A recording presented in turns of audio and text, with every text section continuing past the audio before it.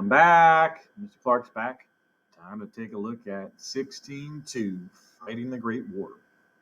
Some of the key objectives we'll be looking at as we move forward. We'll look at how trench warfare led to a stalemate on the Western Front. We'll identify and describe the impact of modern military technology on fighting in World War I. We'll outline the course of the war on multiple European fronts. We'll explain how the war was a global conflict. All right, so first you can kind of take a look at the Central Powers.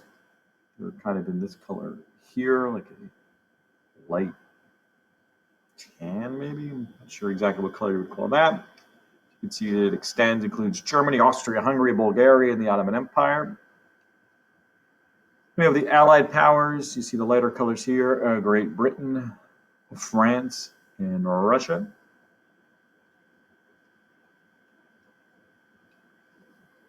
Why was World War I a new kind of war? It was a total war that required nations to use all its resources to fight the war. Modern methods of warfare created a much deadlier war. There were two major war fronts in World War I, the first being the Western Front, fought mostly in France along the German border between the French and their allies, and Germany and their Central Power allies. So we see here the Western Front located here. And so eventually we'll be looking at the trenches, and they basically dug in these trenches along the line there to kind of signify and keep the two sides separate. You also had the Eastern Front. This is primarily fought between the Central Powers and Russia.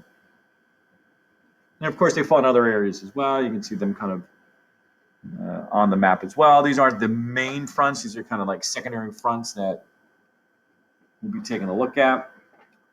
Italian Front, Balkan, the Romanian campaign. The fight here along the Dardanelles, which we'll look at more carefully. Palestinian campaign, Mesopotamian, and Caucasus campaign.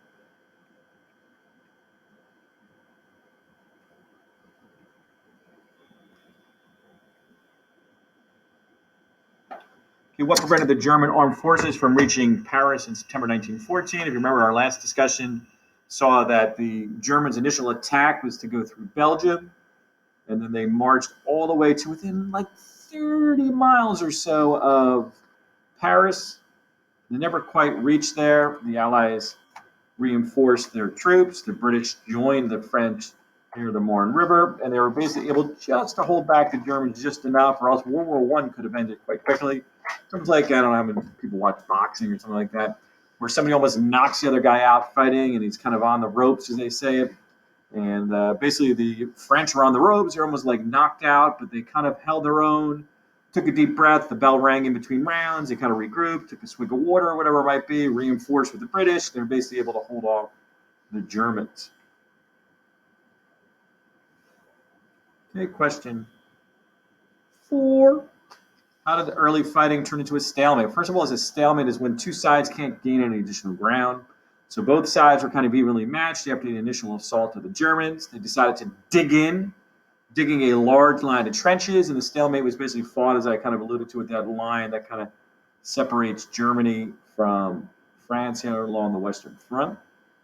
And the trenches pretty much went right to Switzerland, which remained neutral during the war. Because of the trenches that they dug in, it meant that neither side could really gain any new territory. So in some ways, that a lot of the fighting would be measured in inches along the battlefield instead of long, substantive gains. So basically, one of the reasons that they built the trenches was so that each side would be protected. You can see the trenches are built kind of in a zigzag format like this, almost like a lightning bolt type of situation there. And the reason why they do that is because if you have a high-level attack that's coming from above, or you're having the long-range armaments being fired from the enemy trenches, you don't want everybody just lined up in a straight line where they can kind of line it up and hit people one after the other in a straight line. Here it's a little more difficult to target the enemy by virtue of their shape of the trenches.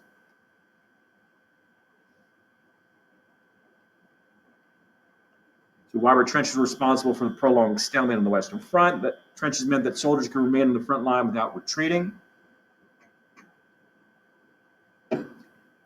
Very difficult for attacking soldiers to dislodge the entrenched troops. This led to a lack of movement along the front lines, known as a stalemate. The stalemate along the Western Front remained virtually unchanged for 4 years. Next, we'll look at some of the different parts of the trench.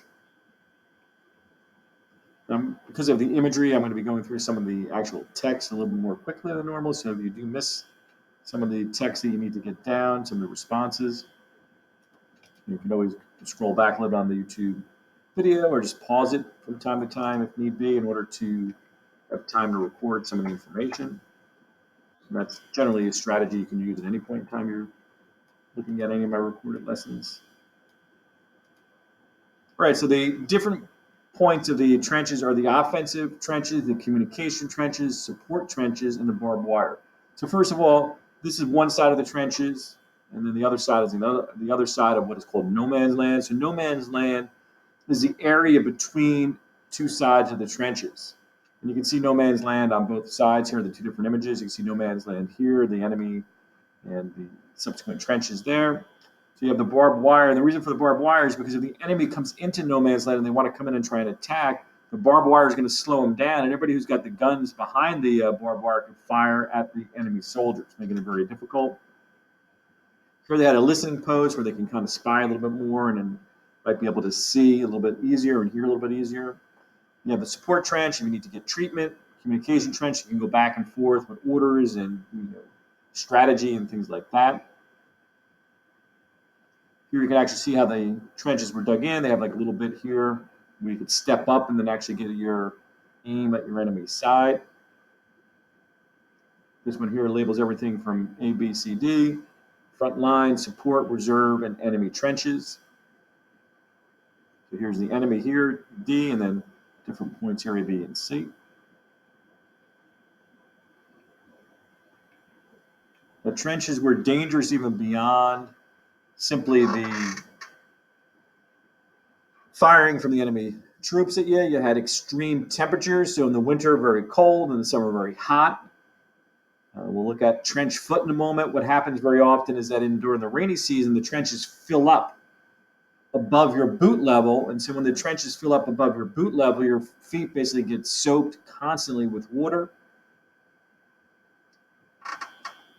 Within the trenches itself, you had rats, disease, decaying bodies, lice. You can see this guy here. This is somebody who suffered from trench foot. So basically, if you think about you're in the pool for a long time or like taking a bath for a long time, your fingers or whatever get a little like prunish, a little like shriveled up from being in the water for so long. Well, just imagine having your feet in your boot filled with water for weeks on end. What might happen? You can see this gentleman here above the boot level.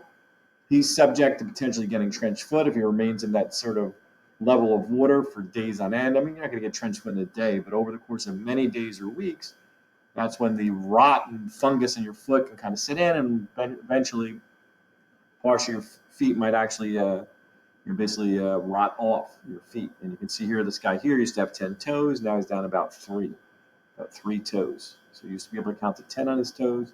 Now he's only doing up to 3.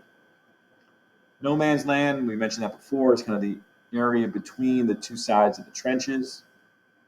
So you can see here the barbed wire here, protecting the enemies. Here's the Allied side here. And this is all the different aspects of the trenches. How much territory actually changed hands during trench warfare? A few hundred yards. So basically take the touching football field and kind of triple that. That's about how much land was taken. There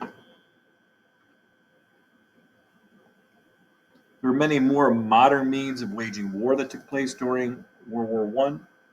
Machine guns, rapid-fire guns, long-range artillery. Poison gas was a huge issue. Everybody had to carry a gas mask. What was really popular in terms of the type of gas that was used was mustard gas, where they take the mustard seed, and they make it into like an air or gas form, and it burns everything, like your eyes.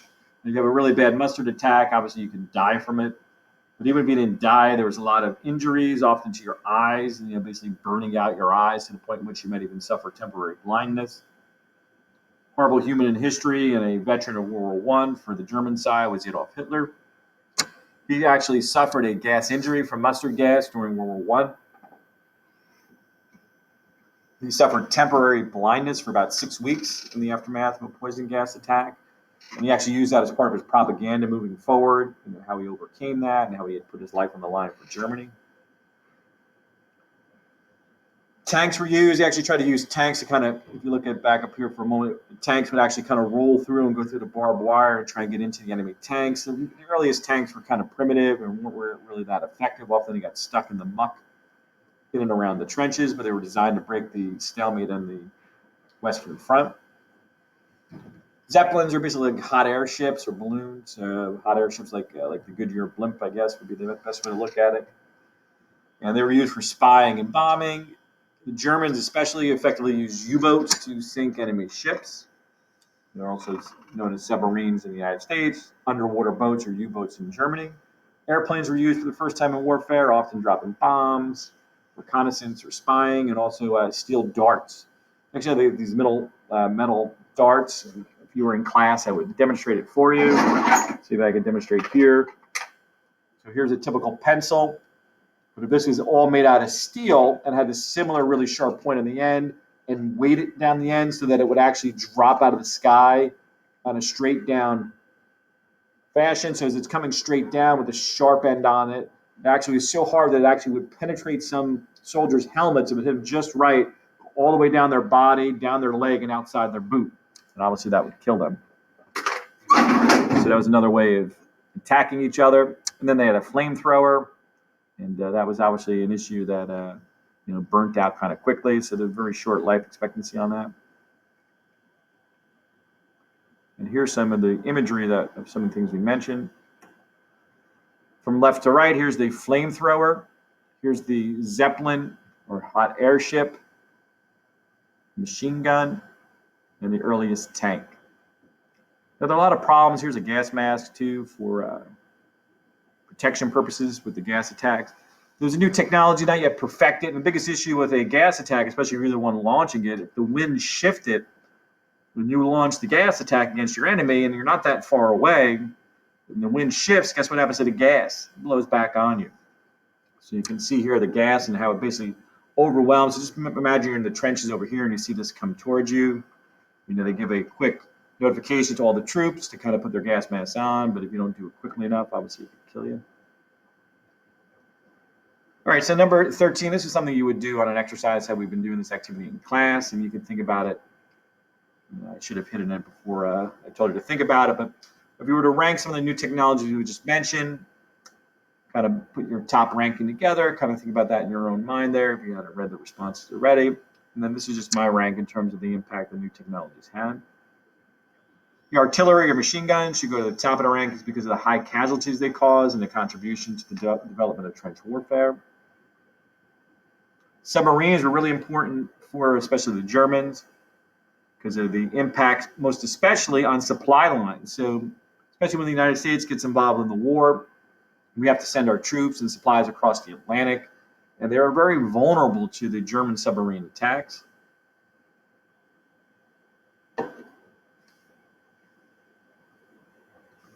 Tanks and poison gas, they could potentially come next. Now, tanks that didn't break the stalemate, as I mentioned, they were kind of primitive. They weren't as effective as they would be in the future. Poison gas would rate in the middle because even though it did not have a huge effect in terms of numbers, it did have a huge effect effectively or psychologically. So psychologically, you're always thinking in the back of your mind, when's the gas attack coming? Is it going to kill me? Do I need my gas mask? So thinking about all those things kind of was a distracting factor. Zeppelins and airplanes should be the bottom of the rankings because they really had the least impact, too primitive early on to really have a huge impact.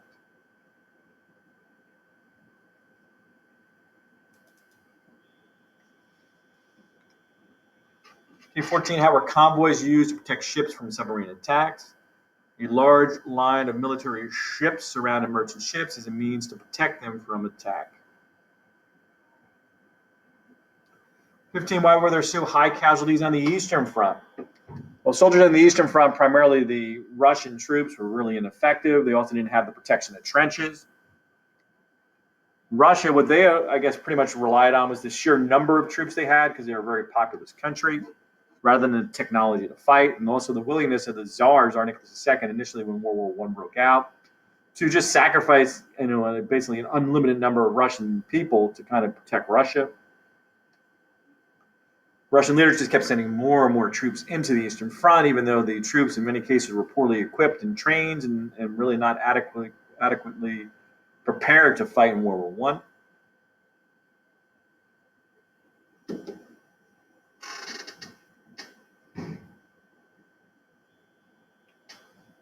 Can we think about Russia and why it really struggled during World War I? Well, it had fallen behind other European powers in terms of technology and innovation during the Industrial Revolution, so therefore they weren't well prepared. We had mentioned earlier the arms race. Well, the Russians weren't even in the finger race, no less the whole arm. They really didn't do anything in terms of military buildup, and therefore they were very ill prepared to fight in World War I. We had mentioned some of the other campaigns that were fought. As we look at number 17, the battles in Italy along the Italian campaign or the Balkan campaign have an impact on the outcome of the war. Well, the war was mostly fought on the eastern and western fronts, so the southern fronts of Italy and the Balkans did not have a huge impact, but of course, there were people fighting and losing their lives there as well. Others might accurately point out that sending soldiers to the Italian and Balkan fronts further stretched the Central Powers' resources, which indirectly would have a positive impact on the Allies.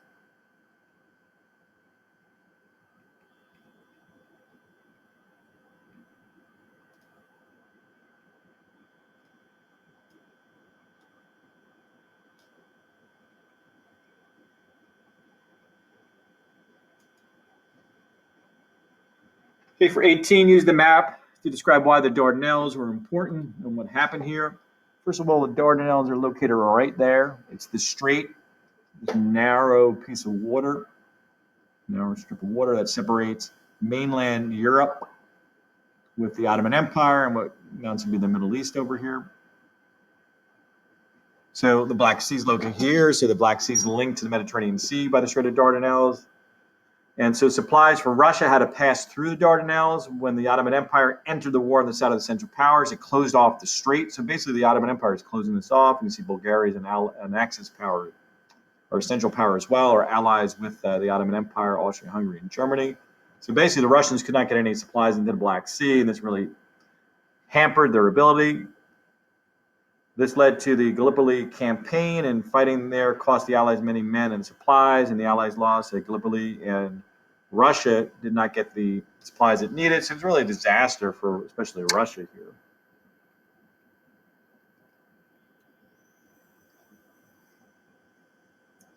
Why might some Turkish Armenians have helped Russians during World War I? Well, many of the Armenians did not want to be part of the Ottoman Empire any longer. A lot of them were suffering through violent attacks, and even what later on in history is classified as a genocide, not treated very well by the Ottomans because of their religious and cultural differences. And as Christians, the Armenians were the minority in the Ottoman Empire and did not have the same or equal rights as Muslims. 20, what impact did the war in the Middle East have on the entire war itself? Well, the war in the Middle East weakened the Ottoman Empire, which in turn would help the Allies to win the war. 21.